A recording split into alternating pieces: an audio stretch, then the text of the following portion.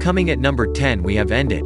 This manhwa is about artist Seo Ju-hae, a regular student who's struggling to make money to pay for his parents' debt that was left to him, and one day after his class, Seo Ju suddenly gets a call from a random number asking for the price of the painting that he won on a competition months ago.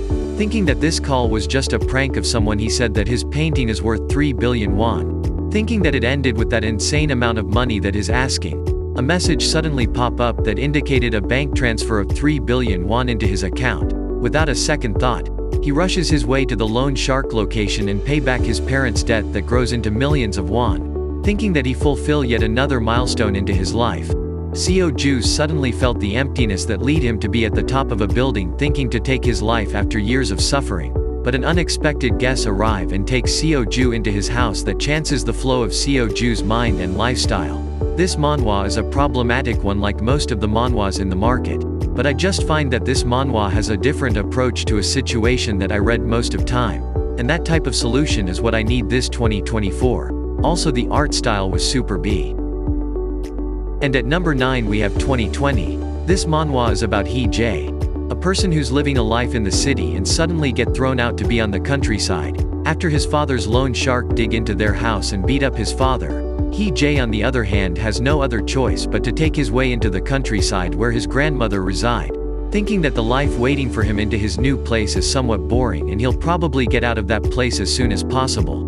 But when Hee Jae landed in that island, he saw how people is not far different from the city that he get used to, and to his surprise, he saw a guy with other guy that just looked like the guys who brag into their house and beat up his father, so he promised to himself that he will never get close or even interact with them. But sadly fate has other option and make Hee Jae bring a popsicle to this loan shark guy every day. And with that small interactional bigger bond, what about to happen to this two souls?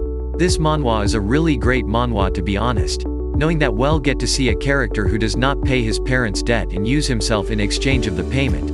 I just hoping a really fast update to this one, but they actually update once in a week, so that a good thing too. Number 8 we have Full-Time Freelancer. This manhwa is about Ju Yo-min, a university student living in poverty working all sorts of part-time jobs to pay off his private loan. But one day, after Yo-min finish his tutor into one of his students, Yo-min runs into a strange man in the elevator. Thinking that this man is so tall and has a really good body build just like the people who's been chasing him, and after they both got out of the elevator, Yo-min think to himself that maybe that was the last time that he'll get to see a really good looking guy that is exactly his type. But fate is a joke, because in every part-time that Yo-min has, he happened to always bump into that guy and a trouble always arise. And because of that, Yo-min thought that maybe the guy that he always see around his jobs was somewhat connected to the load shark that is running from. So as an initial reaction, Yo-min always take his running stance every time he saw this guys until they had an encounter that completely changed Yo-min's life. This manhwa is a really funny and humor manhwa despite the fact that the topic was about load shark again. But this manhwa has a really fresh but not that unique concept, but I still like this one because of the humor. Number 7 we have Beast of Desire. This manhwa is about Sihyun, the only son of Jin Hyeon Jin, the president of the prestigious Jinhwa company, who suddenly found dead after a car accident. His son on the other hand Sinhyun has come into Korea after 3 years of living in state. Sinhyun is really not that close to his father after he got kicked out of their house because of some issue that he did himself. But as an only son, Sihyun want to find the reason and the people behind his father's death. And there are only 3 people that comes into his mind. The first person is his father right-hand man, who's been serving his dad for so many years and knows almost everything about his dad and the company. The second one is his uncle, the greedy older sibling of his dad who's been so eager to get that company over his father. And the third one is Kong Sung Tae, a newly appointed major shareholder of their company with a really mysterious background and personality. But Shinyeon still want to know his father's cause of death, so he joined hand with Sung Tae, promising that he'll make him the next chairman if he could help him find out about his father's death and the person behind it. This manhwa is giving K-drama realness, to be honest. The idea of company shareholder was really bright.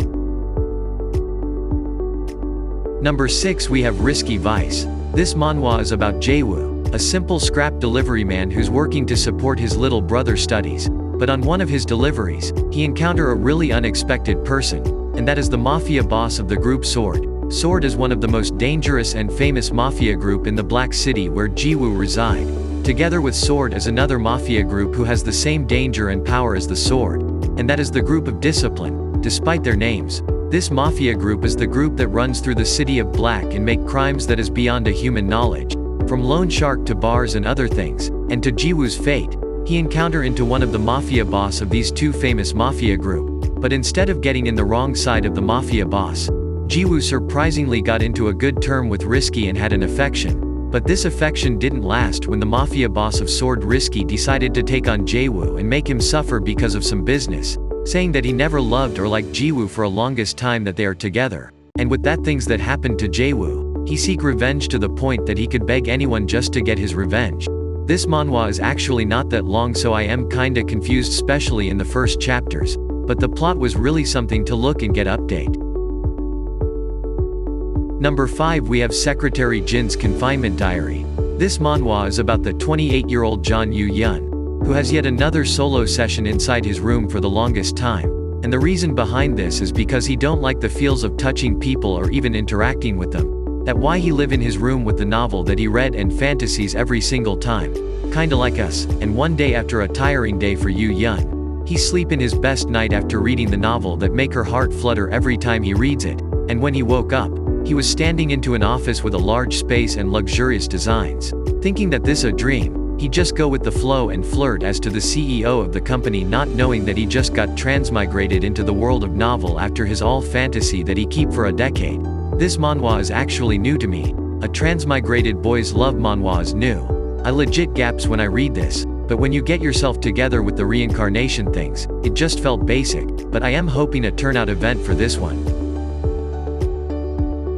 Number 4 we have Formless. This manhwa is about Hee-won, a person who witnessed someone beating to death in front of him, and to make things worse than his situation, he also got caught as a stalker of the junior that has been following for a while now.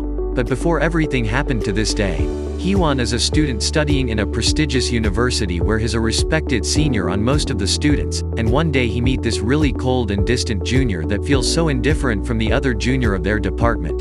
And when the time that Hee-won knows all the good deeds that this guy does, he felt a tingling sensation that just make him fall for him, and that when Hee-won started stalking Kangwoo in most of his free time, but he actually stopped stalking him every 8 p.m. of night since he still need to study and do his things at home. But this time, Hee-won surprisingly took 2 more house to stalk Kangwoo from a day, and when he decided to go home, he saw Kangwoo with a different choice of clothing and aura around him, and that's when Hee-woo saw the other personality that his junior has. This manhwa is really cool, I'll be honest. It somehow gives me the vibes of a usual mafia manhwa thing but in a or spicy and sour momentum. Number 3 we have Manhattan Melancholy. This manhwa is about Mickey, a simple tattoo artist that works in Manhattan, New York for a living. While he was working in one of his regular costumer, he suddenly felt heat cycle that comes very month as an homage mail. But things didn't star here of course since the guy that he's servicing is a beta and they both don't click with each other. But this costumer recommended him a part-time job in a shooting of an actor for extra cash since he can't even buy his own medicine because of poverty at that age. So anyways, he started his job as a profsman who used to carry things and costumes of the actor. But while working, he suddenly bumped into one of the actor in the alley backyard of the setting place. They shared a cigarette that light up into their daily lives. This manhwa is actually a mid-manhwa, but still Omegaverse is a top-tier manhwa, so I still want to recommend this one with you guys.